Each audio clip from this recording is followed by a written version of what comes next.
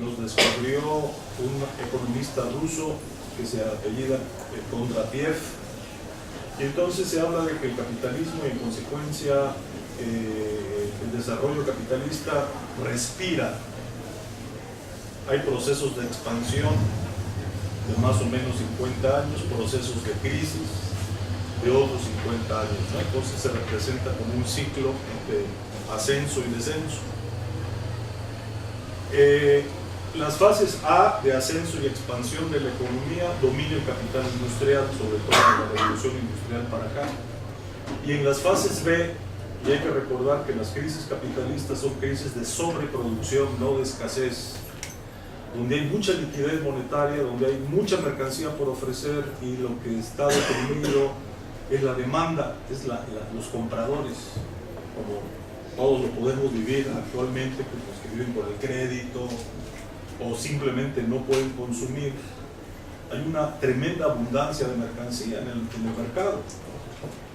Hay ofrecimientos de crédito y bueno, ahí lo podríamos ya conectar directamente con la crisis de 2008-2009, que precisamente el haber otorgado créditos a gente que no los podían pagar hizo tornar todo el sistema inmobiliario y que se contagió al financiero y se contagió al de la construcción y se contagió al industrial, ¿no? Con esta bancarrota y otra vez crisis que orilló al capitalismo a su destrucción el año pasado y el anterior.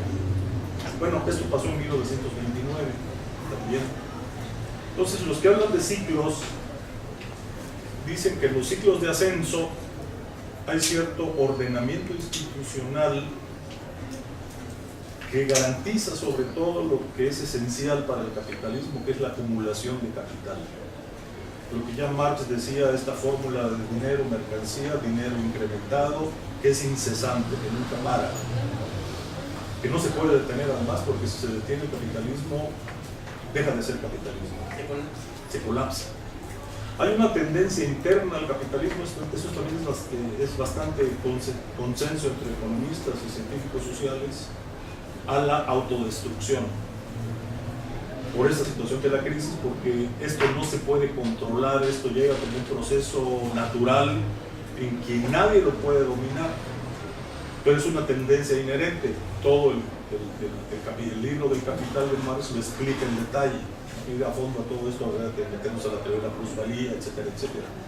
Pero créanme, hay bastante consenso, uno, que hay ciclos de expansión y que hay ciclos de depresión.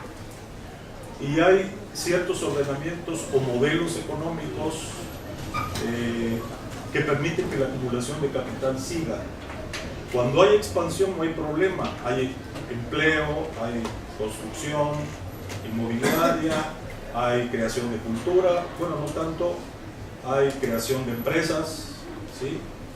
Hay proliferación, hay dispersión del capital también. Cuando se llega al momento de sobreproducción, donde hay más oferta que demanda, donde hay más mercancías ofrecidas en el mercado a lo que se puede comprar, ¿qué hace el capital? Se refugia en la inversión inmobiliaria, embellece las ciudades, se compran terrenos y se crean y se estimula o construcción de ciudades nuevas o el remozamiento de las viejas.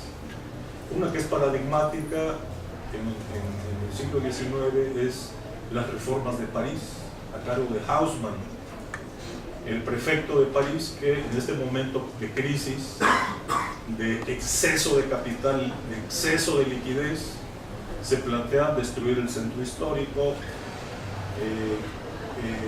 plantea la construcción de grandes bulevares, hacer escénico las orillas del río Sena, una idea de ciudad en la cual la calle tiene una función fundamental y en donde la parte de abajo es comercios, para cafés, para cabarets, el primer piso para despachos, ¿no?, de profesiones liberales, y del tercero al sexto piso habitación. Entonces en la misma ciudad se trabaja, se divierte y se vive. Ya en el proyecto de Le Corbusier modernista del siglo XX, esas tres funciones se separan en distintos lugares de la ciudad, otra modificación de la ciudad. Pero precisamente Haussmann dice, ¿qué hacemos con tanto dinero? También la otra intención, conforme había habido dos grandes revoluciones proletarias, la Comuna de París y la revuelta de 1870, donde fue muy difícil controlar a los obreros en rebelión, era importante destruir el centro histórico medieval, que es muy defendible por alguien en rebelión. Y entonces se saca la población del centro histórico, se destruye el barrio medieval y se crean esas grandes y bellísimas avenidas que se convirtieron en un paradigma mundial de modernización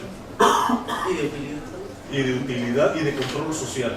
Esas grandes avenidas permitían el acceso rápido de los cuerpos de represión en caso de una rebelión. El panóptico también. El panóptico también, por cierto, ¿no? La forma en la que está París, donde es circular, desde la torre todo se ve, hay vigilancia. Y el acceso rápido de carros, ¿no? Carros de soldados o policías. Entonces era una segunda intención, pero la primera era plusvalizar el terreno, reformar y reconstruir la ciudad, para esa liquidez utilizarla y que rindiera beneficios. Y fue un tremendo éxito. Viena destruye su muralla medieval y lo vuelve un cinturón de jardines y se crean bulevares. En México se crea el Paseo de la Reforma, que conecta Castillo de Chapultepec con la Alameda Central. Buenos Aires, el centro de Buenos Aires se piensa como París, Barcelona se reconstruye del mismo modo. Fue un tremendo éxito. David Harvey hace unos años de una conferencia en un coloquio de Ciudad Global decía que lo mismo está ocurriendo con Nueva York hoy, especialmente con Manhattan. Otra vez, ese capital ocioso que no se puede, porque está sobresaturado el mercado, utilizar en la inversión productiva, pues se utiliza para reconstruir la ciudad, ¿no? Pero también para el control social. Entonces, los momentos de globalización se parecen. Ya en general, ¿qué podríamos decir? En el momento de crisis, de este respiro del capitalismo, hay un modo de regular, de institucionalizar para que prosiga la acumulación apropiada a la crisis. Por eso es tan vigente ahorita leer El Capital, quizás en los 40, 50, del fin de la Segunda Guerra Mundial hasta los 70s, leer El Capital, aunque por razones de contracultura se leyó mucho, no resonaba con la realidad. Pero El Capital se escribió en una circunstancia de capitalismo salvaje, como lo que estamos viviendo, de desregulación. Los capitales sin controles destruyen el sistema. La ambición individual de los empresarios tienden a que el sistema se autodestruya. Entonces tiene que haber un esfuerzo constante de la élite económica y de la élite política para conservar el capitalismo, para contrarrestar la crisis, para buscar alternativas. Pues yo tengo una pregunta, entonces, si no es un modelo viable, Pues ha sido viable. bueno, lo ha sido, pero no es tiene estable, como estas ondas, que no es estable, pero además es inequitativo, Totalmente. muy inequitativo. Entonces, ¿qué otra utilidad puede tener? O sea, si este modelo no está como satisfaciendo todas las necesidades, ¿a qué se podría transitar para que haya una mayor equidad, para que no exista este tipo de crisis? Tú planteas esta posibilidad, ¿no? De entrar a los políticos y lo social tendría como que detener un poco a los empresarios y demás en esta parte como de la ambición, ¿no?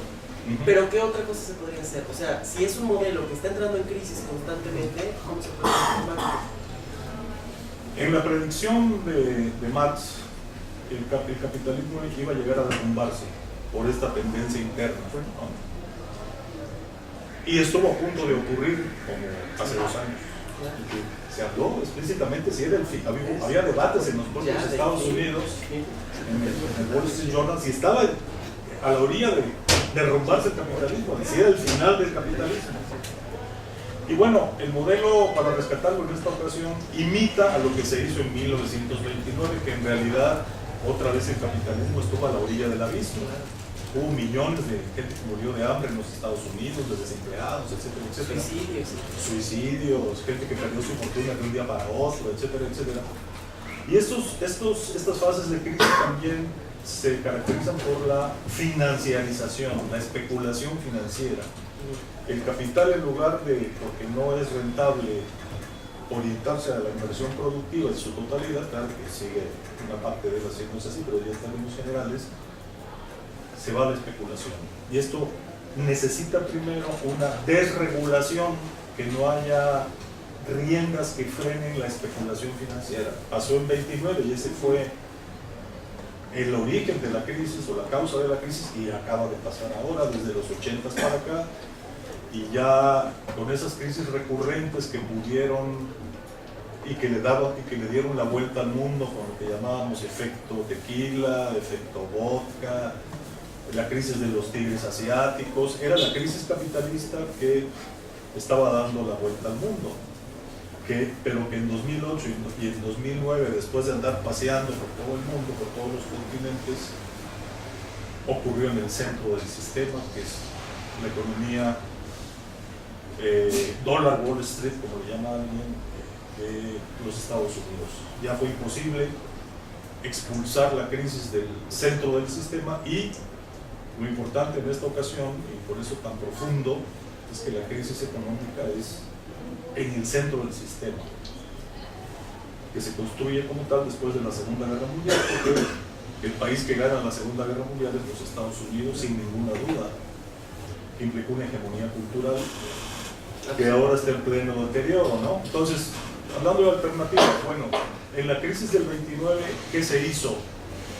Se parchó al capitalismo, se le pusieron riendas, se controló la ambición de los capitalistas individuales, se controló el mercado.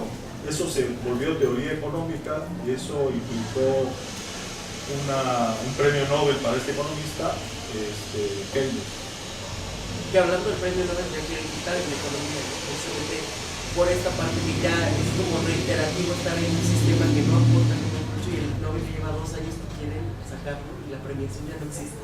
Hasta que alguien como que pueda plantear un nuevo modelo, entonces se reabriría el premio Nobel. La tendencia que se ha visto en ese sentido, yo no sabía que lo querían desaparecer, es que se le ha dado el premio Nobel ya no a economistas neoliberales, sino a economistas como Gu, promueve una banca social y presta a los pobres, sí.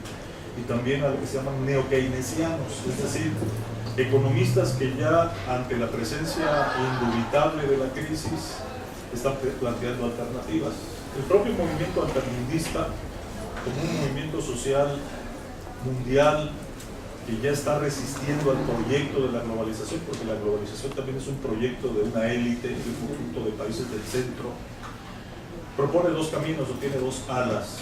Una, que es creo que la tendencial que está ocurriendo en América Latina, aunque ya se está detectando un regreso a gobiernos neoliberales de nuevo, porque no ha sido suficientemente radical el paso a otro modelo, son los que se llaman neo-keynesianos, es decir, los que dicen que el capitalismo se puede reformar. Con esa esperanza se votó por Obama en Estados Unidos, por ejemplo, ¿no? Y también Obama se ha quedado a medias, y por eso ha descendido tanto su popularidad, porque otra vez la gente esperaba algo y no se cumplieron las expectativas o las promesas, ¿no? Directamente, ¿no? De la plataforma. Digamos, un camino es, si ya el capitalismo pudo sobrevivir a su primera crisis regulándolo, hay que volver a regularlo. Si desde las Reaganomics en los 80s ha habido un proceso de neoliberalización, de desregulación del capitalismo, de quitarle las riendas para controlar la ambición individual, el neoliberalismo fue eso, el quitar todos los controles o regulaciones que venían de haber parchado el capitalismo después de su primera crisis. Desde el primer momento también se dijo, esto es erróneo y va a llevar a una siguiente crisis muy peligrosa, que finalmente llegó en 2008, ocurrió. Pues algunos, viendo hacia el pasado, dicen que hay que hacer, regresar a los controles dentro del capitalismo. Algunos que han analizado el primer periodo dicen, en realidad, las políticas de control del capital de 1940 a 1950 no fueron las que renovaron al capitalismo o permitió que siguiera, y hasta que entrara en un proceso de expansión. sino lo que en realidad salvó al capitalismo fue la guerra. La Primera y sobre todo la Segunda Guerra Mundial, donde con esa pavorosa destrucción, esa devastación y su reconstrucción le dio trabajo a mucha gente y eso reanimó la economía. Algunos dicen las políticas neokeynesianas de que se controle el capital, que el Estado gaste aunque haya inflación, no van a resultar y probablemente en el horizonte tenga que organizarse otra guerra de una gran dimensión para que haya destrucción y reconstrucción y pueda reactivarse. Otra tendencia del movimiento altermundista dice que hay que pensar en un sistema post-capitalista. Está muy desprestigiado el concepto el término de socialismo, pónganle el nombre que quieran. Algunas gentes como gente de la New Left Review, de la vieja, ahora nueva izquierda californiana, está impulsando y se están impulsando en muchos lugares del mundo el debate sobre, también a partir de lo que fue el socialismo real o realmente existente, dar un debate sobre el socialismo, o formas de colectivización, o etcétera, etcétera, que presenten alternativas post-capitalistas. Y hay muchas propuestas, y yo creo que en los próximos años vamos a ver que se va a hacer muy rico el debate sobre el régimen capitalista, que tiene mucho que ver con el presente. Algunos en esta cuestión de la curva dicen que ya nos estamos recuperando, porque en Estados Unidos está triste el panorama, ¿no? La recuperación está tardando y están muy preocupados y dicen que si hasta se da una recuperación va a ser más bien como una W, bien otra crisis. ¿Por qué? Porque ni neokeynesiano a fondo fue la propuesta de Obama y otros. Gentes como Paul Krugman, premio Nobel, como Joseph Stiglitz, premio Nobel, que asimismo se definen como keynesianos o neokeynesianos, dicen que Obama se quedó corto, que Obama perdió la oportunidad de, a partir de rescatar a las empresas, a todo el sistema bancario, hasta el adeudo, era la oportunidad para regular o hasta nacionalizar, por ejemplo, el sistema bancario. Pero la derecha estadounidense y internacional comenzó a decir, eso es socialismo, Obama es comunista, y entonces ha detenido las reformas hasta el control más directo del Estado sobre el sistema financiero y el sistema bancario y hasta el sistema industrial, ¿no? Se gastó una astronómica cifra para rescatar a todas estas empresas, pero dejó en su lugar a todos, ¿sí? Es decir, la regulación de los abusos y la piratería financiera, los mercados estos ocultos en el Caribe donde no te preguntan de dónde viene el dinero y que es un gran lavadero del tráfico de drogas, del tráfico de armas, del tráfico de personas. Alfredo Jalí Ferrano en algún momento decía, quieren que se acabe el narcotráfico y el crimen organizado, hagan transparentes los mercados del Caribe y otros lugares, repito, donde no te preguntan de dónde viene el dinero, puede ser anónimo, y donde se lava dinero, ¿no? Entonces, ahí ya viene la idea de cómo el delito hasta apuntar el sistema, hasta a eso se tiene que recurrir para que el sistema sobreviva, ¿no? Entonces el delito no es algo externo que amenaza el orden social, sino ahorita es una base fundamental para que el propio sistema capitalista continúe. Se tolera, pues, ¿no? Y a veces se vuelve parte sustancial del funcionamiento del sistema, pero también eso está en crisis, porque ya los delincuentes están atacando a los propios que debían servir, léase a la propia clase política y a los propios empresarios. Entonces ya no es muy alto el costo, y entonces lo que sucedió en Colombia en algún momento va a tener que suceder en México. Si ya están matando a hijos de empresarios, candidatos a gobernadores, presidentes municipales, etcétera, etcétera, pues ya resulta más caro. O sea, es demasiado caro, ya no les conviene. Entonces probablemente se comience a atacar en serio la cuestión del crimen organizado. Entonces hay libros muy interesantes sobre crimen, organización criminal y capitalismo, cómo es funcional para el propio sistema. Igual mercados ocultos. ¿No? Entonces, en el horizonte está la idea esta de que algunos dicen otra vez la alternativa es socialismo o barbarie, otros dicen todavía se puede controlar al capitalismo. Si se pudo controlar y parchar una vez, limitando la ambición, repartiendo un poco mejor la riqueza, se puede hacer por segunda vez.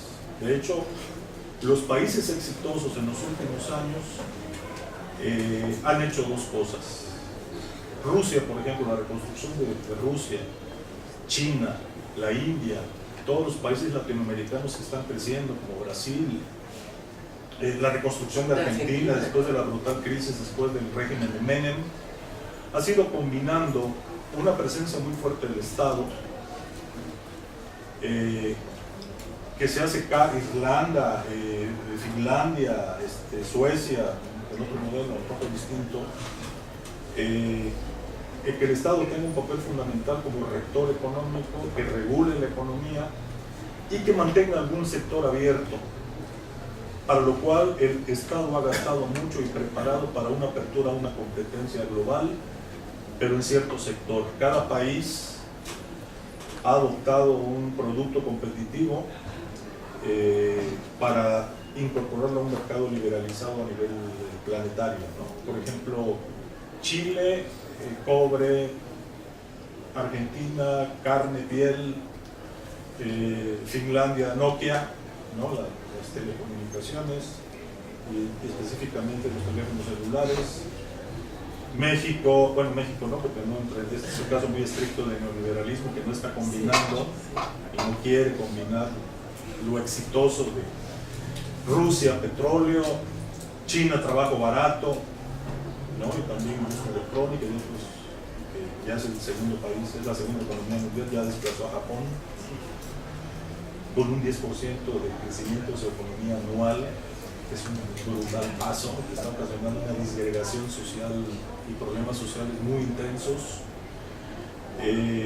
Digamos que los casos en Chile mismo, que no debe de ser considerado un paradigma de éxito del modelo neoliberal, sino de este modelo mixto de capitalismo regulado con algún sector liberalizado, ¿sí? Esos son los exitosos.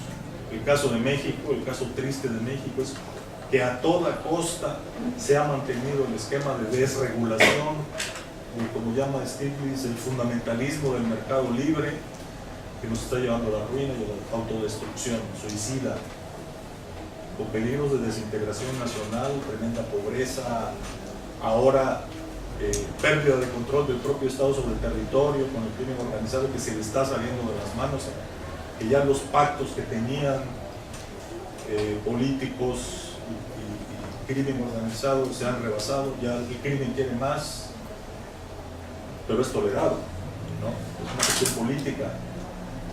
Un experto en seguridad nacional, un asesor de la ONU, dice que la lucha contra el narcotráfico es como un coche con 4 ruedas y que tiene que funcionar simultáneamente. Él, junto con otros analistas de seguridad internacional, dicen que la estrategia de Calderón es equivocada, que la sola lucha contra el narcotráfico es fallida, va a ser una guerra fallida, que se necesita atacar la base financiera, perseguir los circuitos de financiación del crimen organizado, que hay que meter a la cárcel a todos los políticos que apoyan al narco, y a la policía y a los sectores del ejército que custodian los cargamentos. Eso ya ha aparecido en proceso cuando aquí en Veracruz, en Llano de Víbora, creo que se llamaba, cuando hubo un enfrentamiento entre militares, de militares contra militares, pero unos porque venían cuidando el cargamento de droga, ¿sí? Entonces hay un narcoestado, ¿sí? Ya sabemos de algunos gobernadores que son narcogobernadores. Beltrones es un narcosenador. En Colombia, para terminar con el rollo, para que disminuyera la cuestión de la predominancia del crimen organizado, que ya fue incontrolable, metieron a la cárcel al 30% de los diputados. Aquí creo que había que meterlos a la mitad de los gobernadores. Y nos vamos cortos. Y la cuarta, educación. Educar en los ámbitos juveniles contra los efectos de las drogas. En serio, ¿no? Informar. Todo esto, esas cuatro políticas en conjunto es lo que van y lo que han funcionado en Italia, lo que han funcionado en Colombia. Cultura, en Medellín, mucha gente dejó de ser sicario porque había bibliotecas, porque podían ir a la escuela, porque había música, porque había donde ocupar tu tiempo libre y expresarse. Curiosamente la cultura tiene un papel fundamental también en esto de la prevención, dar alternativas. Obviamente cambiar un modelo de desempleo y preparar a la gente para el empleo y que exista un modelo económico que le dé empleo a la gente. Entonces, esto por lo menos es una pregunta de las alternativas. Socialismo o barbarie, por los que dicen todavía se puede parchar el capitalismo, no se le puede restaurar, ponerle apoyos ahí, puede continuar. Emmanuel Wallerstein dice que el capitalismo a lo largo de los siglos y que ha funcionado ya tiene elementos sistémicos que lo están llevando a su fin. El capitalismo es un sistema histórico, el modelo de la globalización es un intento de que siga funcionando en estos términos y que va a tener una fase de recuperación, va a haber un nuevo ciclo capitalista. Él dice que va a estar basado en la convergencia de la computación, de lo informático con lo biotecnológico. Sí, la nanotecnología, todo lo que se está desarrollando en cuestión de medicina, ¿no? De la cura de ciertas enfermedades, la alimentación, etcétera, va a permitir un nuevo ciclo expansivo, un nuevo ciclo A. Y que por allá de 2050 va a comenzar el ciclo final del capitalismo.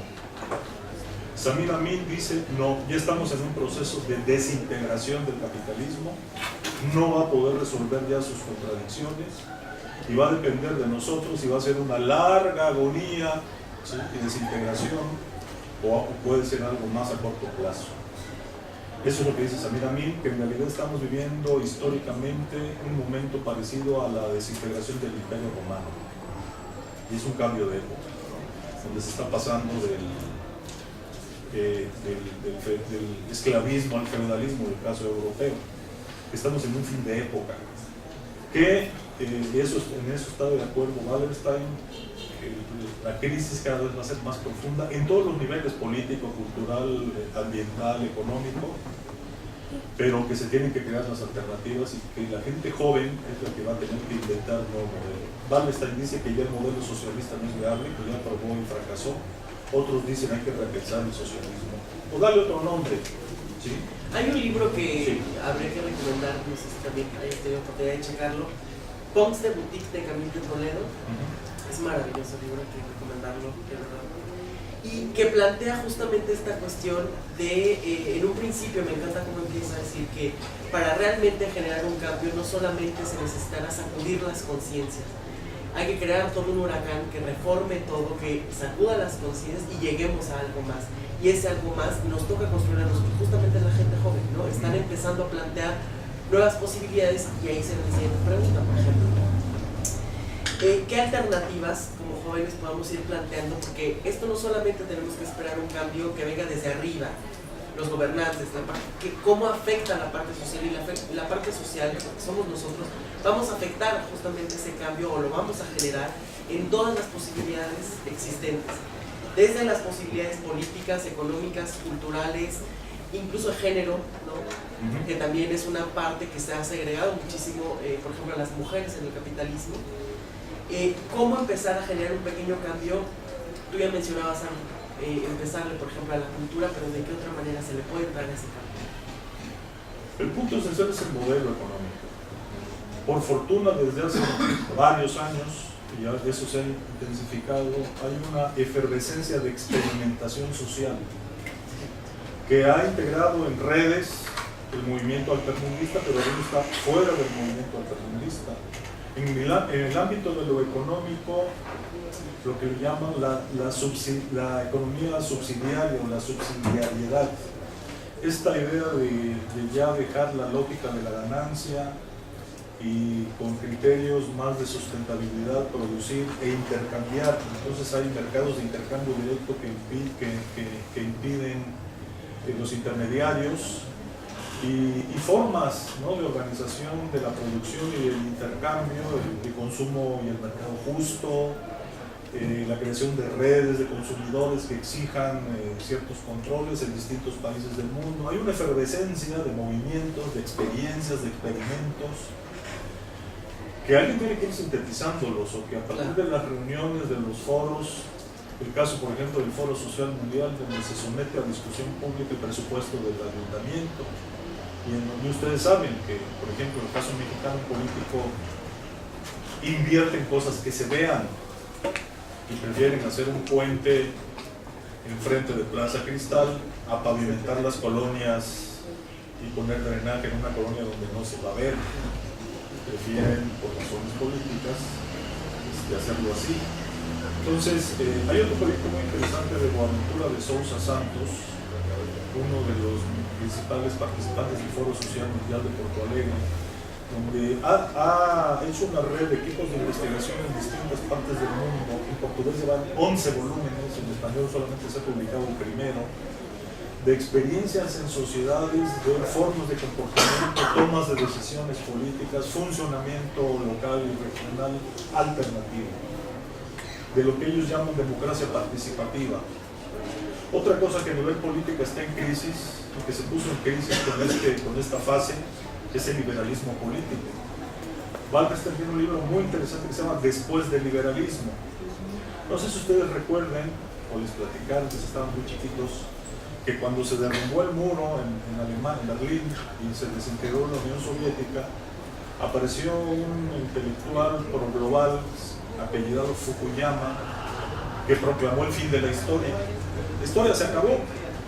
De hoy en adelante triunfó el capitalismo y triunfó la democracia. Ya no hay nada más que hacer. Ya por toda la eternidad vamos a ser capitalistas y vamos a ser democráticos en términos liberales.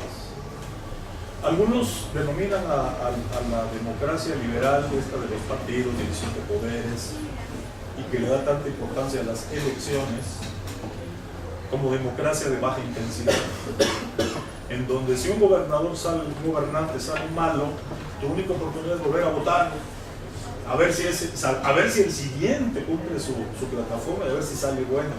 Y si no sale bueno, pues te esperas otra vez 3 o 6 años y vuelves a votar con la esperanza de que este sí sea bueno.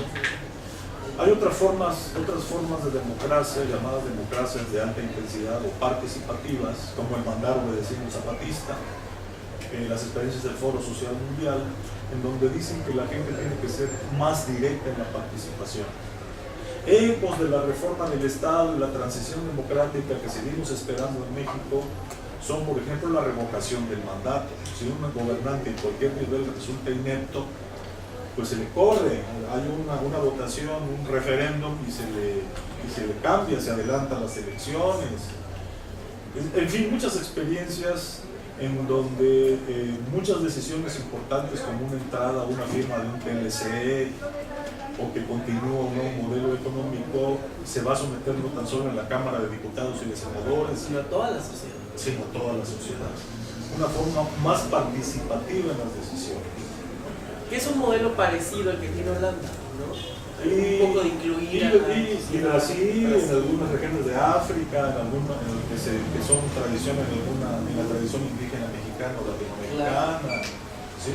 O sea, hay muchas experiencias que no se conocen. Entonces, de conocer que hay alternativas de cómo tomar decisiones, podría llegarse a un modelo de decisión política que ya no sea liberal. Regreso a Wallerstein y dice que esta crisis de la destrucción del fin del socialismo en la Unión Soviética, la desaparición del segundo mundo, lo que hizo evidente no es lo que dice Fukuyama, sino los límites del liberalismo, lo limitado que es, lo poco participativo que es en términos sociales el ir a votar nada más. la decepción que se tiene con la democracia, los jóvenes no van a votar, que es mundial, el desprestigio de la clase política, que se les ve como convenencieros, que los guían sus propios intereses, lo que últimamente se ha llamado partidocracia, en donde a los políticos no se les reconoce como representantes. Ese hartazgo se expresó en los Estados Unidos del fenómeno Obama, ¿no? Pero se les olvidó que él es parte del establishment de todas maneras. Era un demócrata, una gente que viniera fuera del sistema, y vio que tuvo sus límites y que muy pronto las fuerzas de la derecha lo han controlado o limitado quizás las ideas y planes que tenía, a tal grado que ni neokeynesiano genuino ha podido ser. Rescató y dejó a todos los dirigentes y tibiamente ha tratado de regular todos los abusos del sistema financiero, que siguen funcionando como siempre y que, por supuesto, algunos predicen que ahí viene otra vez la crisis porque no se resuelve el problema de fondo, ni en el nivel keynesiano. Acaba de salir una entrevista muy buena de Chomsky haciendo un análisis de Obama, que cada vez tiene menos popularidad porque ni con uno ni con otros. Si quieres igual convencer a todos, pues no va a convencer a nadie, diría yo. Maravilloso. Entonces, no sé. vamos viendo si los chavos tienen alguna pregunta y se la vamos haciendo. ¿Tienen alguna pregunta? ¿Comentario? No me digan que no, porque es un tema que a todos nos afecta. Allá hay una. ¿Cuál es la diferencia entre el capitalismo, la globalización y el imperialismo que mencionó? Bueno, el capitalismo es el modo de producción que comienza a desplazar el feudalismo desde el siglo XVI, que está vigente hasta hoy. Hubo un intento de otro modelo no capitalista, pero sí industrial, que fue el socialista, que prácticamente ya desapareció. O sea, todos los que se metieron en el experimento socialista están en la órbita capitalista, que esa siempre estuvieron. Es más, hay algunos que definen al socialismo como capitalismo de Estado, o capitalismo sin capitalistas, o una vía capitalista de la industrialización que no lleva a la igualdad. Algunos lo han bautizado como colectivismo burocrático, como un nuevo modo de producción, anómalo a la teoría, por la razón de que para Marx el socialismo se iba a dar en las sociedades más avanzadas y las revoluciones socialistas se dieron en las, entre comillas, atrasadas, y eso dio pie a un ornitorrinco, ¿no? Que no fue o un tipo de capitalismos no individualista, ¿no? De Estado, etcétera, etcétera. Ya ahora, con todo lo que tenemos en la mesa, podemos decir que la globalización son esos periodos en los ciclos B del capitalismo donde se financiariza la economía, se le da libre curso a la especulación, se permite con mayor libertad la explotación de la fuerza de trabajo para que el capitalismo sobreviva a su crisis. ¿Sí?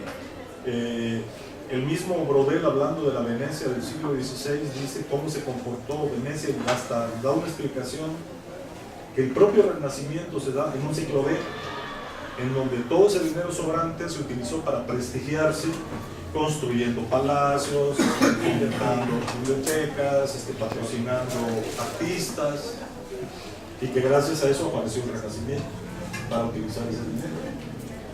Entonces, si bien pero ya más claramente después de 1870, después de la Revolución Industrial, ya con el capitalismo maduro, hubo un ciclo B que ya puso en entredicho la sobrevivencia del propio sistema, ya maduro, y que se resolvió con este tipo de políticas.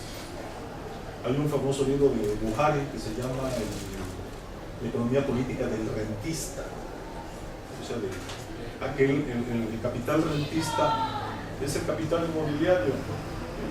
Si tienes dinero, compras terrenos, construyes un edificio y lo alquilas. Te da una renta segura, pero no es productivo. No estás impulsando la investigación científica, una nueva etapa de integración empresarial o industrial, etcétera, etcétera. Es conservador. Pero eso permite que el capitalismo sobreviva. Imperialismo sería, fíjense qué curioso, las formas políticas de centralización del poder económico que también se da más claramente en los momentos de crisis. El imperialismo, el primer ciclo imperialista industrial con Gran Bretaña a la cabeza se da en un ciclo B. En 1870 varios representantes de países europeos ponen un mapa de África y se la reparten, pero eso duró poco, ¿no? El fin del sistema colonial se dio después de 1945. En muchas colonias, para que no tuvieran la tentación de apoyar a los nazis, se les dijo, sigan apoyando a Inglaterra y les prometemos que terminando la guerra les damos la independencia. Y lo hicieron, ¿no? En India se tardó un poco más, era la joya de la corona, resistieron todo lo posible, hasta que con Gandhi a la cabeza tuvieron que ceder la independencia a su manera, destruyendo o partiendo a la India, el Pakistán y la India, fomentando las contradicciones religiosas y étnicas y manteniendo un control cultural con todo el sistema educativo a la inglesa, para la élite, ¿no? E Inglaterra y el Commonwealth como un ámbito de influencia imperial. Entonces, imperial se remite a política. Hay un autor que dice que la globalización es una máscara, es un eufemismo, y que lo que está atrás es el control imperial estadounidense de 1945 a la fecha. Nye, un asesor de Clinton, tiene un libro que se llama Las paradojas del poder estadounidense. Y él dice, Estados Unidos es imperio. Pero hay dos tipos de imperialismo, el imperialismo blando y el imperialismo duro. Está criticando a Bush. Dice, el error de Bush es apostarle al imperialismo duro, al unilateralismo, a la invasión de Irak, que se descubrió injustificada porque no había armas de destrucción masiva. El imperialismo blando es el imperialismo cultural. Es la propuesta hollywoodense de modelos de comportamiento del American Way of Life. Es la hamburguesa, es la Coca-Cola, es Madonna, es las revistas, el Star System hollywoodense. Y Nye dice, Estados Unidos es imperio, no hay que desdeñarlo, hay que reconocerlo, pero es mejor cuando se utiliza el imperialismo blando. De vez en cuando hay que utilizar el imperialismo duro, hay que llamar a los marines.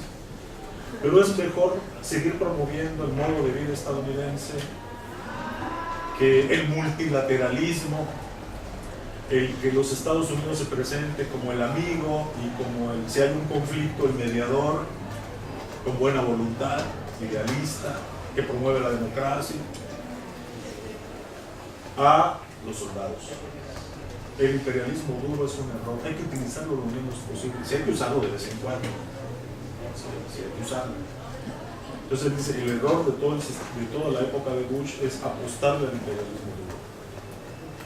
Y entonces Nye dice, y yo creo que hay que replicar con frecuencia con Obama, porque la idea de Obama que le acarrió votos fue: los Estados Unidos debe de dejar de ser unilateralista. Eso de la guerra preventiva es un error. Ya se declaró formalmente superada el tema de la guerra preventiva, ¿no? Si los Estados Unidos piensan que en el futuro alguien lo puede dañar, hay que pegarle primero. Hay que invadirlo, bombardearlo y destrozarlo, porque es un posible peligro. De ahí venía esta onda de la construcción del eje del mal, ¿no? Donde ya había un eje del mal estadounidense. ¿Se acuerdan que estaba a punto de ganar y ganó en Brasil el actual presidente? Y el eje del mal era, obviamente, Cuba con Fidel Castro, Venezuela con Chávez, el gobernante, el actual presidente de Brasil, que es Lula da Silva. Pero también estaba en elecciones México, y si hubiera ganado López Obrador, México iba a pasar al eje del mal. No pasó porque, bueno, ya sabes lo que ocurrió, ¿no? Entonces Entonces, y donde, pero ojo, lo que estaba clasificado como eje del mal, en el caso asiático era Irak, Irán, Corea, es donde pueden entrar los marinos, sin justificación real. Es decir, si es preventivo es por si acaso. Aunque no haya, ya no se necesitaba demostrar que hubiera armas de destrucción masiva. Si yo supongo que en el futuro algo me pone en peligro, tengo el derecho unilateral a atacarte, obviamente mandando el derecho internacional al último rincón, ¿no? Eso es imperialismo. Y hay un imperialismo sutil, cultural, diría Nay. Ese es el bueno, ese es el que promueve la hegemonía. Ese es el que promueve patrones de pensamiento, patrones de conducta, en el que yo me pongo como modelo, lo hago proliferar, y eso me hace simpático y queda un consenso de yo dirijo el mundo porque estoy proponiéndoles el confort, el éxito económico, el éxito social, el prestigio, etcétera, a partir de un punto. Y se vuelve deseable para todos. Y se vuelve deseable para todos. Pero bueno, también entra en crisis. Sí, por supuesto. No entiendo a lo que apunta Nietzsche. Está como el imperialismo duro de la metralleta y está el imperialismo blando como del lavado de cerebro. O sea, ¿cuál sería la parte buena? Él no habla en términos de bueno o malo. Él es un asesor que dice, algunos dicen, desde 1945 los Estados Unidos han sido el centro del mundo en términos económicos y culturales. El reto del siglo XXI es cómo mantener esa hegemonía. Y muchos analistas lo que dicen es, hazle así. Nay lo que dice es, somos imperio. Y para seguir siendo imperio, utiliza la mano blanda, no la mano dura. En términos de los intereses de los Estados Unidos, no de los intereses mundiales, si es bueno o malo. Hay otro que ha repuntado mucho, un nombre extrañísimo, geopolítico, que tiene un libro sobre el ajedrez del mundo, algo así, donde la intención del libro es esta que les estoy diciendo. ¿Qué tiene que hacer los Estados Unidos más allá de principios morales para seguir siendo hegemónico en el siglo XXI? Y ahí, con viejas ideas geopolíticas de un cinturón, que fue lo que funcionó como pensamiento geopolítico en la Guerra Fría, había que mantener contenido a la Unión Soviética y a Asia, y que sus ideas no se difundieran mucho. Y que si era necesario el asesinato, la invasión militar, se hiciera. Eso es lo que se llama realismo político. En la visión de las relaciones internacionales realistas políticas, como no hay una legislación que sea obligada para todos, el más fuerte es el que tiene que dictar las reglas, y el más fuerte es el que es el más fuerte a nivel militar. Y si tienes la fuerza, úsala. Entonces es muy claro. Ahora es asesor curiosamente ahorita ha repuntado mucho, es asesor de Obama. Lo puedes hacer por la buena, lo puedes hacer tratando de convencer, puedes hacer por la mala. Entonces, yo decía, Petras dice, detrás de la máscara como se presenta de lo que es la globalización, como la relación de todos con todos, el paso a la sociedad del conocimiento, la interconexión que es buena por sí misma, lo que hay atrás es imperialismo. Es una ideología que prometió superar los problemas del modelo keynesiano, que por eso también entró en crisis, la inflación, el sobregiro del Estado, un Estado muy grande, ¿no? Muy obeso, con el adelgazamiento del Estado y todo lo demás que son las políticas neoliberales, para mantener el control hegemónico, intentarlo. Creo que después de la guerra de Irak que perdió los Estados Unidos y la que va a perder en Afganistán, el último libro de Stiglitz se llama La guerra de los no sé cuántos billones de dólares, en donde demuestra cuáles fueron las intenciones económicas de la guerra en Irak con el pretexto de las armas de destrucción masiva, que no resultó, que los están derrotando. Es su segundo Vietnam. Y Afganistán, así como fue el Vietnam de la Unión Soviética, va a ser el tercer Vietnam de los Estados Unidos. No entiendo la situación, no la han analizado bien. Pero no es de buenos o malos, es si yo estoy en primer lugar, ¿cómo sigo en el primer lugar? Unos plantean la línea de hay que ser más duros, Bush, y otros dicen hay que ser más blandos y utilizar de vez en cuando la dureza. ¿Para qué? Para que los Estados Unidos sigan estando en primer lugar. Entonces no es cuestión de bondad ni de maldad, Sino de utilidad. de utilidad, es pragmático, es instrumental el asunto. Por ahí hay otra pregunta. Sí, pues yo creo que es evidente que el capitalismo no resurgió o no se levantó de la crisis del 29 gracias a los parches que lo fueron poniendo, sino como mencionó usted, gracias a la Segunda Guerra Mundial que hizo esta destrucción y luego una reconstrucción. Hay mucho debate, hay incluso gente hasta, que defiende las dos posturas. Incluso hasta México se benefició un poco económicamente. Claro. Pero entonces, ¿usted cree que, o bueno, no sé qué sea lo que se hable, si para esta crisis del 2008 se tenga que recurrir a lo mismo, a una destrucción masiva como la que causó la Segunda Guerra Mundial, que se tenga que volver a algo similar actualmente para que se repunte el capitalismo? Porque es evidente que a las empresas, tanto de armas como mundiales, pues les conviene más destrucción masiva de una guerra que buscar otras alternativas tipo socialistas o similares. Esa pregunta es muy interesante porque da pie a los escenarios de futuro. ¿Cuántos escenarios de futuro se pueden hacer? Uno, los analistas de geopolítica en el sistema mundial, que los Estados Unidos de alguna manera logren a lo largo del siglo XXI mantener su hegemonía, blanda o dura, o combinando blando con duro, etc. Los analistas dicen que es poco probable.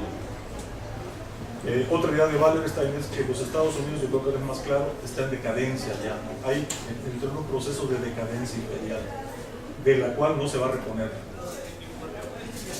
Dos, para la teoría de los sistemas mundiales, los ciclos A de ascenso son de hegemonía. Hay un centro que gobierna el sistema mundial, el centro y la periferia.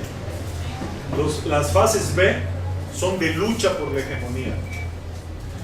Grosso modo, el primer centro hegemónico de la economía mundial fue Venecia. Pasó a Génova en el momento del descubrimiento de América.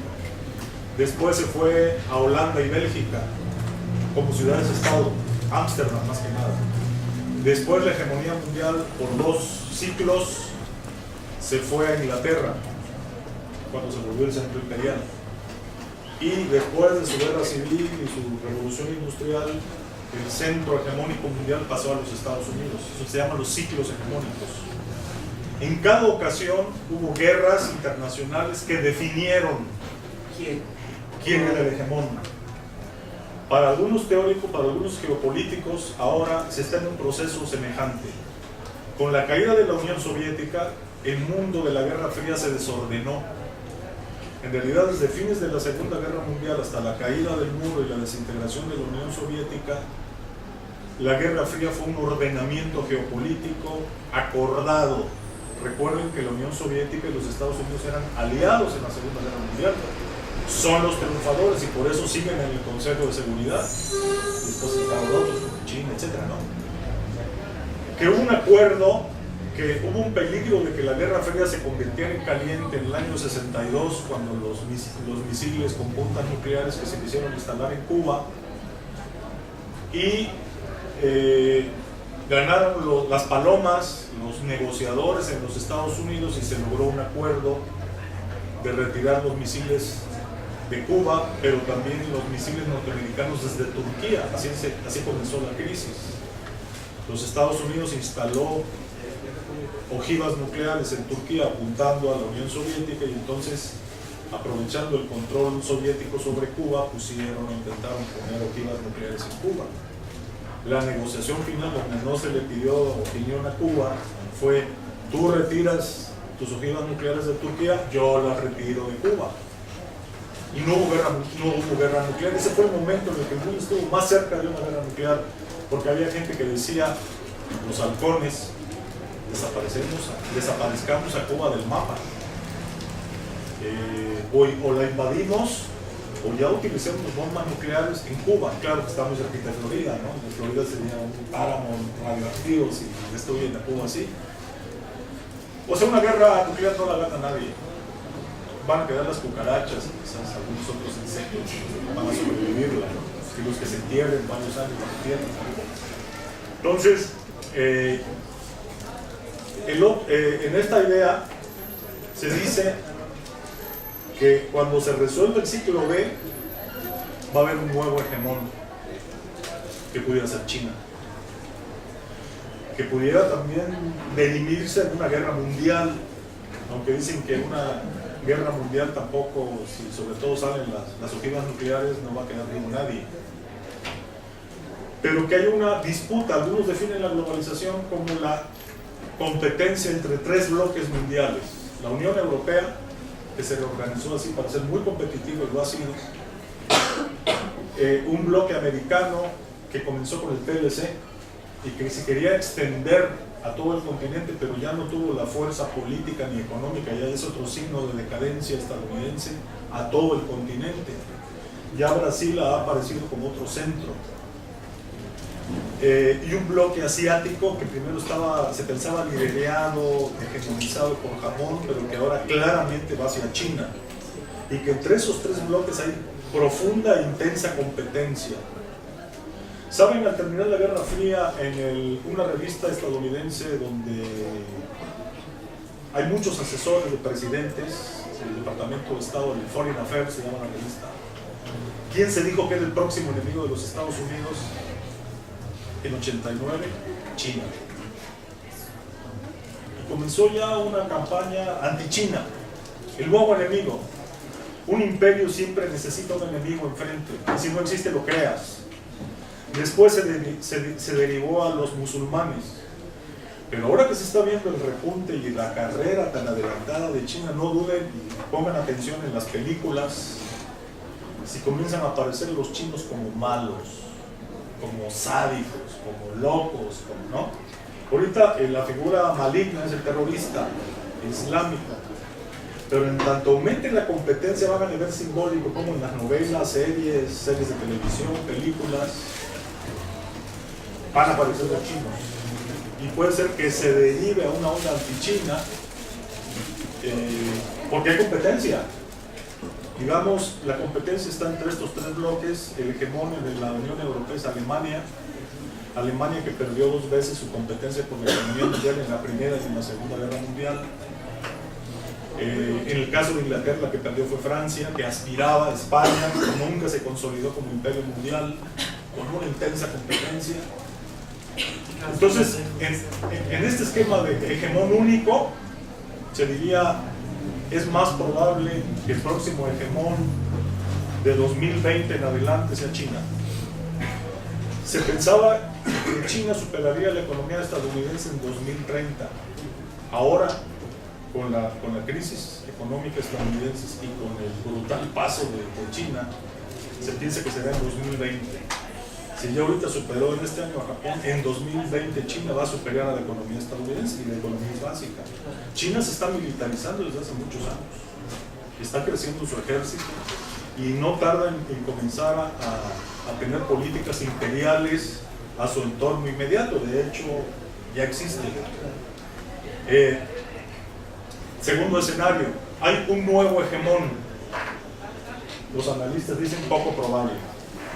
Lo que estamos viendo es lo que se llama un multicentrismo. Está declinando Estados Unidos, pero se ve como muy difícil en los próximos 20 o 30 años que vuelva a aparecer una potencia tan centralizada en el poder como el estadounidense. Más bien se está fragmentando el poder. Algunos hablan del BRIC como nuevo centro hegemónico hacia Sudamérica, no para todo el continente americano. Estaría Brasil. Ya por muchas razones ha disminuido muchísimo la influencia estadounidense por la presencia de Brasil. que con el descubrimiento de petróleo se convirtió en potencia mundial y es el único país latinoamericano que tiene políticas globales, ningún otro.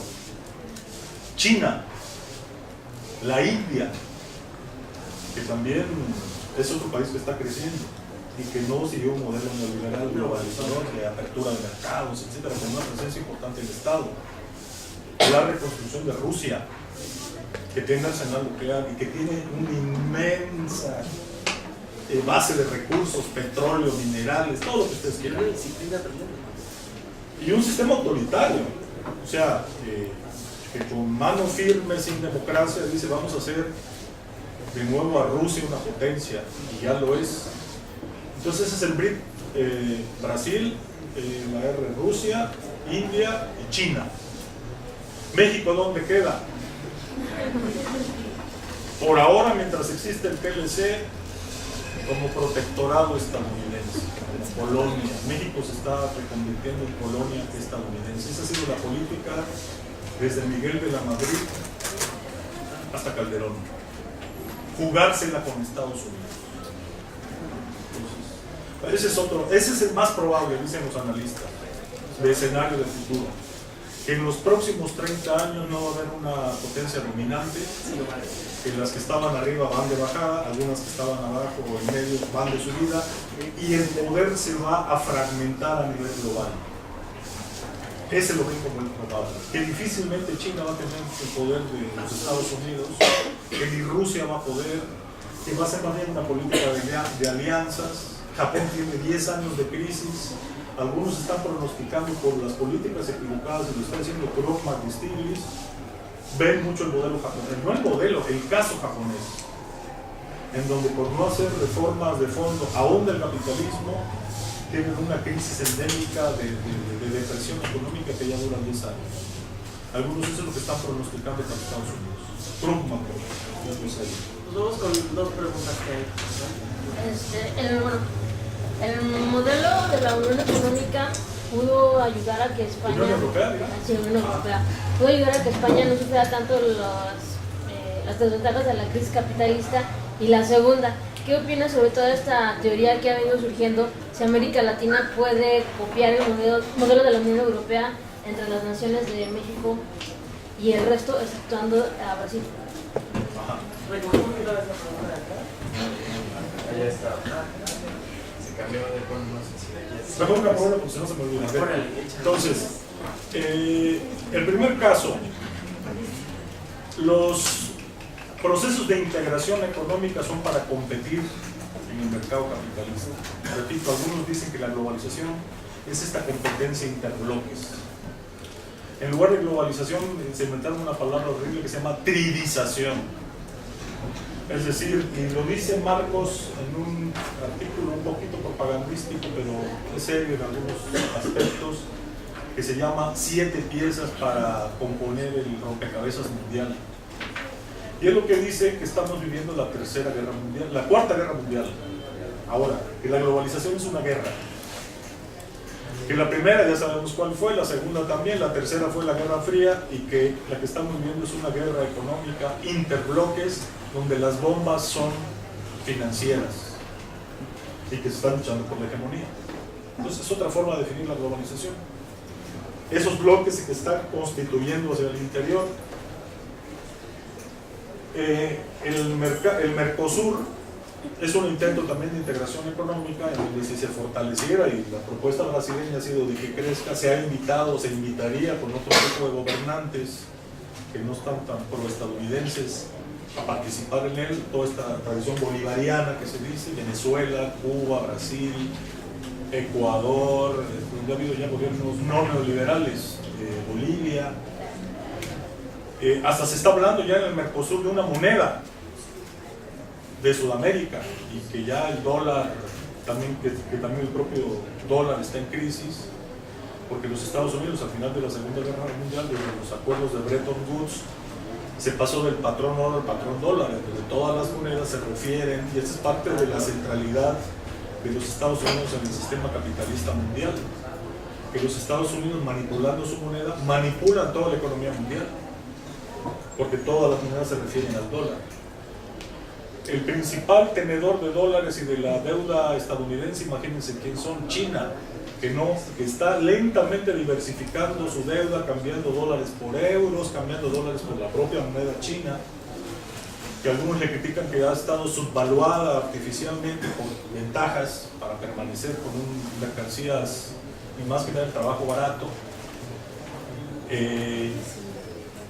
También ahí se ve la polaridad de una moneda única para todo el sistema financiero y económico mundial a otras monedas, la moneda china, el euro, que ya es más fuerte que el dólar, aunque ahorita le pegó muy fuerte. Entonces, en el caso de España y la Unión Europea, España está a punto de una crisis, están a la orillita de lo que le pasó a Grecia. En el proyecto de la Unión Europea, que es muy interesante, y porque no tenían grandes diferencias económicas, el proyecto fue: todos los que le entren a la Unión Europea, los que más tienen van a ayudar a los que menos tienen. Y es el caso de España. En España una muy fuerte inversión ayuda para que España alcanzara en términos económicos, sobre todo después de Franco, a que llegara al nivel económico del promedio, digamos, ¿no? Exitoso, pero ya se está pagando el precio porque fue de manera neoliberal. Ahorita toda esa especulación, todo eso, apertura neoliberal, ya se reflejó en desempleo, crisis fiscal del Estado, etcétera, etcétera. España está en graves problemas, están aterrorizados de lo que puede ocurrir, porque hay otro problema: ellos no pueden manipular su moneda para tratar de resolver la economía, porque la economía es del había sido el proyecto de integración económica más exitoso, pero ahorita, ya en el momento de la crisis, muchos países han dicho: yo me arreglo solo. Alemania, Inglaterra, yo me las arreglo sola, ya no me la juego con él. O sea, quizás exagero, pero está en peligro el propio proyecto de la Unión Europea. Ya en el momento de la crisis, la gente está regresando a nivel nacional y del nacionalismo económico. Y no del bloque. Ya cuando quiso entrar Turquía, dijeron: no, Turquía no entra. Y ha hecho varios. Es musulmana. Claro. ¿Sí? Entonces ya llegó un límite también. Y ahorita está, toda la Unión Europea está en crisis, excepto Alemania. Excepto Alemania. Pero Alemania porque ya buscó camino propio. Se hacen cuentas de la Unión Europea, pero la cooperación, ya las veces que se ha querido intensificar y profundizar la integración, ya todos los países han votado. En Francia votaron que no, en Irlanda votaron que no, le pusieron una prueba muy fuerte a Grecia para que siguiera o entrara, y dicen, pues quizás no convenga, de crisis, por la crisis, también como efecto. En términos comparativos, el TLC de Norteamérica, Canadá, Estados Unidos y México, no se planteó así. La economía estadounidense es muy desigual con la mexicana y no hay pretensiones de un proceso como en el caso de España que México alcance a los Estados Unidos. La relación con Canadá es más igualitaria porque las economías son más cercanas. Canadá pertenece también a los países del centro capitalista, son más parecidos, ahí está libre tránsito. Es paradójico que hay un tratado de libre comercio, que es otra característica de la globalización, lo que le llamamos el mercado trunco. La globalización, ¿qué propone? La libertad de flujos, que se intensifiquen los flujos de dineros, de mercancías, de servicios, pero hay un flujo que está varado de personas. No se vale que las personas se muevan. Por eso está militarizada la frontera de Estados Unidos con México. Por eso la gente se juega la vida tratando de ir a trabajar a Estados Unidos. Y en la comunidad europea eso no pasa, libre tránsito. Hay un libre tránsito, pasaporte común, moneda común, parlamento común para una serie de cosas, ¿no? Y profundizarlo es que cada vez está más integrado hasta un proyecto, una planeación económica que va en esos términos, ¿no? Es muy distinto. El TLC es imperial, dice John Sachs Fernández. Es someter a espaldas de la población mexicana, porque nunca se consultó ni discutió, fue una decisión unilateral de Carlos Salinas de Gortari. También había gente en contra en Estados Unidos y por eso fue por fast track, ¿no? Sí, una consulta larga, pues nunca se hubiera firmado. Conveniente para los Estados Unidos, donde ¿qué es lo que pone México? Materia prima y trabajo barato. Y México se compromete a facilitar la materia prima y no procesar su materia prima, y por eso se están desmantelando todas las refinerías, o se han desmantelado todas las refinerías para no competir con la industria tejana. Materia prima y trabajo barato.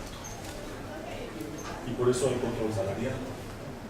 Y por eso hay una frontera militarizada, hay un muro, como el de Berlín, para impedir que la población, no tan solo mexicana, latinoamericana, entre a los Estados Unidos.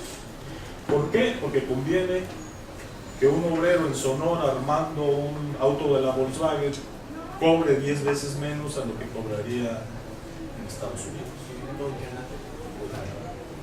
Y ha habido un proceso de desindustrialización en los países centrales, sobre todo a nivel de maquila, de armado, en los países subalternos, ¿no? Periféricos, el mexicano, Brasil, etc. Entonces, esa es la situación. Pues ya tenemos que ir cerrando. Sí, la última, si quieren, ya concluimos. ¿Tienen más alguna pregunta? Si hubiese un cambio del Tratado de Libre Comercio que existe actualmente por un nuevo sistema, un sistema más nuevo que pudiese cambiar el camino de la economía para Latinoamérica, podría llegarse, en caso específicamente hablando de México, llegarse un nuevo milagro mexicano. Es pensable, sí. Miren, yo creo que en el caso mexicano se va a acabar el neoliberalismo cuando se acabe en Estados Unidos. La población no la veo muy movilizada contra el modelo.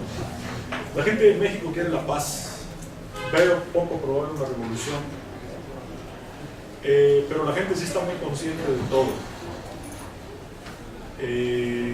Por eso ha habido dos fraudes electorales, el de 88 y el de 2006, que cada vez más se reconoce. Claro, ya no tiene ningún efecto político, entonces ya están diciendo, no, pues sí, sí nos lo chingamos, ¿no?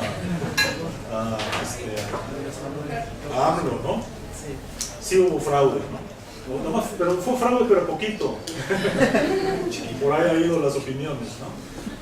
Es decir, el sistema en México se ha mantenido por la criminalización de la protesta social, ya hacen los luchadores en Oaxaca, por los bosques, por mil cosas. Pero hay una muy fuerte lucha de resistencia. Yo creo que el alzamiento zapatista demostró, al no seguir a los zapatistas en la insurrección, pero al darles la razón que lo que ellos decían era justo y que era una rebelión justa, que la gente no está por la revolución en este momento, a diferencia de hace 100 años o 200, para ponernos en la coyuntura, ¿no? Bicentenario. Venga, el bicentenario. Creo que la gente quiere la paz, porque tiene una memoria histórica de que es muy costosa una revolución. Pero la gente, yo creo que es profundamente democrática y apoya lo que vaya en torno a la democracia. La gran decepción con Fox fue que la prometida transición democrática no llegó, la alternancia no significó transición, sigue siendo un Estado corrupto, clientelista, etcétera, etcétera. Entonces, o hay un movimiento social pacífico, una defensa del voto para el 12, sea una alternativa real, que entre paréntesis no lo puedo comentar más extenso, AMLO no creo que sea una alternativa, tendría que ser un nuevo liderazgo, todo tiene mucha la cultura política del PRI, es más de lo mismo, es un poco nacionalista. Yo creo que a nivel económico la propuesta sería neokeynesiana, es mixta, la tendencia abierta como ha sido en América Latina, que ha sido muy decepcionante también. No es una propuesta revolucionaria tampoco, más radical. Podría ser ya el nacionalismo, que es un pensamiento conservador, ya es adelantado en este momento. Se habla de un nacionalismo de resistencia. Es mejor, ¿no?, que estar vendiendo al país en venta de garage, como está ocurriendo con México en este momento y desde hace varios sexenios. Digamos que entonces el cambio, si no se da desde abajo, si no hay, creo que ha habido en México dificultades con el liderazgo. Los líderes no han estado a la altura del pueblo. Yo creo que el pueblo está bastante avanzado. En ese sentido, han faltado los líderes. Y la gente ha votado por la paz. Creo que no está en la agenda la revolución, por lo menos en los próximos 10 años. Y entonces probablemente el cambio venga desde arriba otra vez. Que por fin se entierre al modelo neoliberal en los Estados Unidos y entonces por derivación le llegue a México un retorno a políticas más nacionales de protección de la economía, de fortalecer la economía nacional, lo que está haciendo Lula en Brasil. O que con un voto inapelable hay un cambio como sucedió en Argentina, con los Kirchner, que después también han dejado mucho que desear, que reoriente y que busque más un proyecto de integración económica con América Latina, con Brasil. Una unidad, una alianza Brasil, México, Venezuela sería fortísima para limitar la influencia estadounidense, que va a tratar, si no puede controlar todo el mundo, sino inmediatamente en su patio trasero, como ellos le dicen, pero que quizás ya no tengan la fuerza para hacerlo, ya no tuvieron la fuerza para controlar Sudamérica y han perdido muchísima influencia, les han nacionalizado muchas empresas. Quizás esa tendencia se acentúe y entonces sea posible un proyecto de tipo Unión Europea, bastante difícil, va a costar mucho trabajo, pero bueno, de ciertas alianzas con base nacional, con otro tipo de políticas que le darían mayor libertad a México y que podrían hablarse de un nuevo milagro mexicano, como efectivamente ocurrió, ¿no? El periodo de la sustitución de las importaciones, etcétera, etcétera. Pero si le hacemos caso al análisis general del que hemos estado hablando, si es un fin sistémico, yo diría que ahí habría que buscar caminos más radicales, a partir de la organización y de los movimientos sociales, que hay muchos y se sabe poco, muy poco de ellos. Hay que rascarle mucho internet para ver toda la efervescencia social que hay en todo el continente. No se presenta en los noticieros de Televisa, por supuesto, todos esos avances sociales, las propuestas. Y entonces hay que ir a los foros sociales, a las reuniones de experimentación social, participar en alguna, en donde posiblemente surja otro modelo más radical. Venezuela, con todo y su caudillismo, se está planteando el socialismo, con todo y todo. Y por los indicadores parece que va en serio. Y quizás se vea nebuloso, muy lejano, utópico, fantástico, pero en una de estas, yo sí estoy convencido que el tema es socialismo o con otro nombre, alguna forma de sociedad postcapitalista sin propiedad privada. Llámenle como quieran. Hay que repensarlo. Creo que lo que nos toca en la universidad es ir pensando en esto, en las alternativas y la participación activa, no nada más pensando acá, sino involucrarse en movimientos sociales en el que tengas a la mano. 2, hay un proyecto de la Comisión Federal de Electricidad en la Río de los Pescados de establecer 6 presas, una de la Comisión y 5 privadas. Hay un proyecto de abrir minas a cielo abierto de oro y plata al lado de la Laguna Verde. Las minas a cielo abierto son muy contaminantes. Y yo creo que la gente de la región se va a sumar, se va a movilizar. Porque esa zona que ya tiene el riesgo radioactivo, ahora va a tener el riesgo de todos los desechos del oro, ¿no? de trabajar el refinado. No sé si es correcto el oro. Hay que sumarse a eso. Hay que hacer tesis sobre eso, hay que implicarse en los movimientos, ¿no? Y eso es el que va desglosando el futuro. Y su responsabilidad es pensar otra sociedad. Porque esta ya caminó. Muchas gracias por la invitación. Gracias a todos.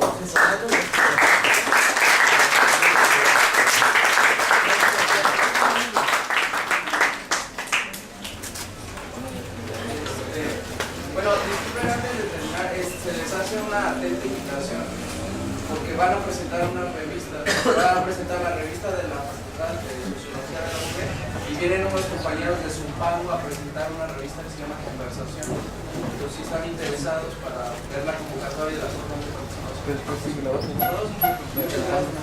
Bueno, tenemos un paquete de regalito para los tres y las cosas se nos falta un número de dirección, pero las ratitas se las pasamos. Y este para ustedes es como jardines y se crean bulevares. En México se crea el Paseo de la Reforma que conecta Castillo de Chapultepec con la Alameda Central. Buenos Aires, el centro de Buenos Aires se piensa como París, Barcelona se reconstruye del mismo modo. Fue un tremendo éxito.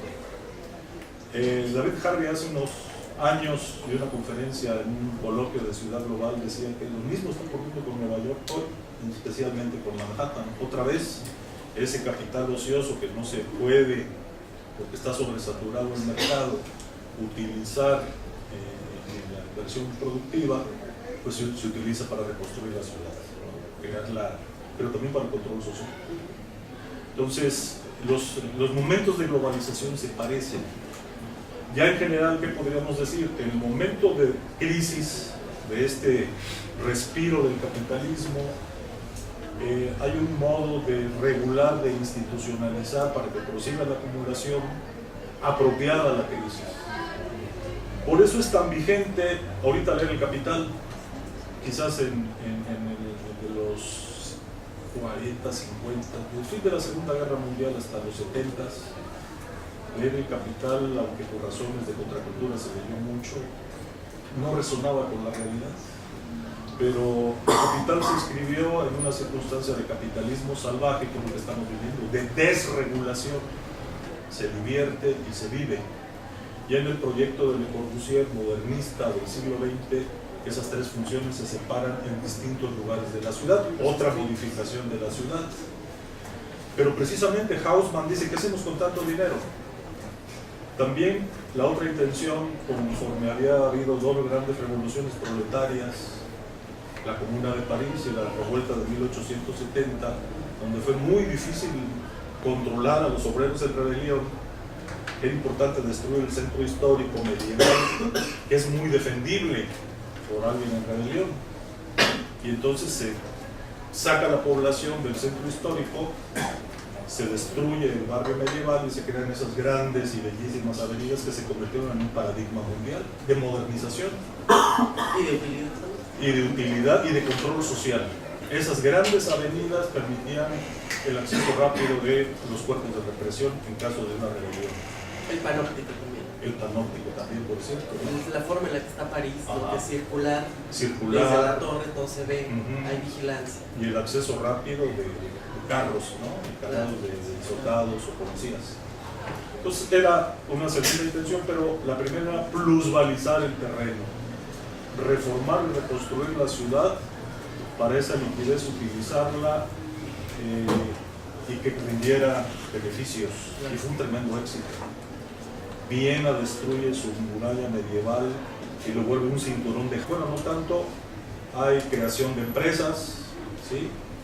Hay proliferación, hay dispersión del capital también. Cuando se llega el momento de sobreproducción, donde hay más oferta que demanda, donde hay más mercancías ofrecidas en el mercado a lo que se puede comprar, ¿qué hace el capital? Se refugia en la inversión inmobiliaria, embellece las ciudades, se compran terrenos y se crean y se estimula o construcción de ciudades nuevas o el remozamiento de las viejas. Una que es paradigmática en el siglo XIX es las reformas de París, a cargo de Haussmann, el prefecto de París, que en este momento de crisis, de exceso de capital, de exceso de liquidez, se plantea destruir el centro histórico, plantea la construcción de grandes bulevares, hacer escénico las orillas del río Sena, una idea de ciudad en la cual la calle tiene una función fundamental y en donde La parte de abajo es para comercios, para cafés, para cabarets. El primer piso para despachos, ¿no?, de profesiones liberales. Y del tercero al sexto piso, habitaciones. Entonces, en la misma ciudad se trabaja en el anterior. Bueno, esto pasó en 1929 también. Entonces, los que hablan de ciclos dicen que en los ciclos de ascenso hay cierto ordenamiento institucional que garantiza sobre todo lo que es esencial para el capitalismo, que es la acumulación de capital. Lo que ya Marx decía, esta fórmula de dinero, mercancía, dinero incrementado, que es incesante, que nunca para, que no se puede detener además, porque si se detiene el capitalismo, deja de ser capitalismo, se colapsa.